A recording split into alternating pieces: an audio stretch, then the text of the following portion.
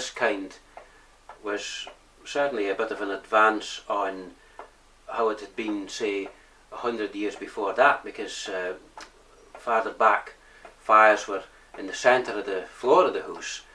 There was a central hearth, and the hearth that gave light, it gave heat, and it was the main cooking fire for the home, of course.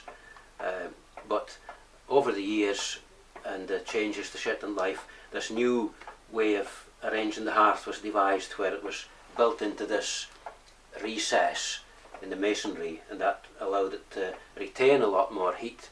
As the masonry warmed up, that meant that we were able to have a bit more control to the fire, I suppose. Now this item that we see here, I'll move the fire tongs, is to do with the cooking process.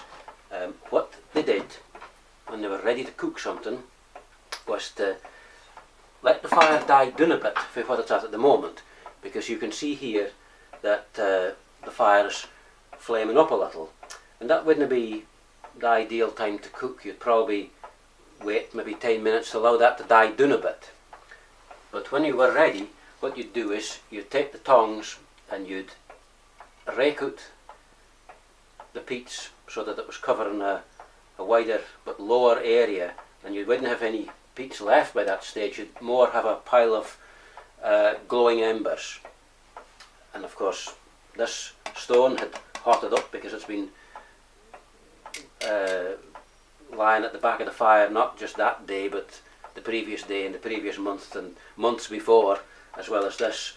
So it's acting as a storage heater too, so there's a lot of heat there.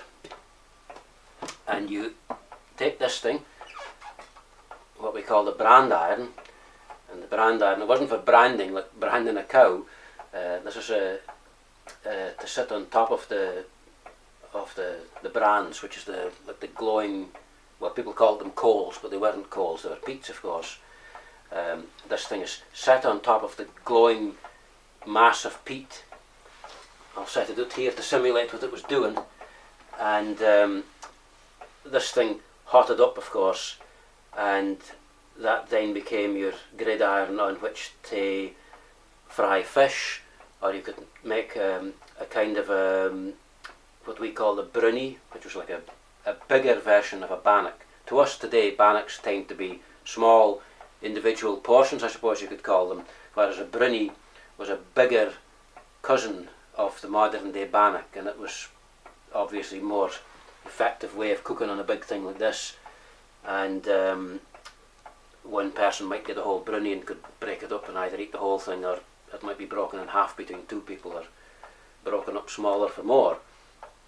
And fish could be fried on here too, and any fish oil would drip down through into the peat and help keep the fire going. So it was all very efficient, but that's how the brand iron used to work.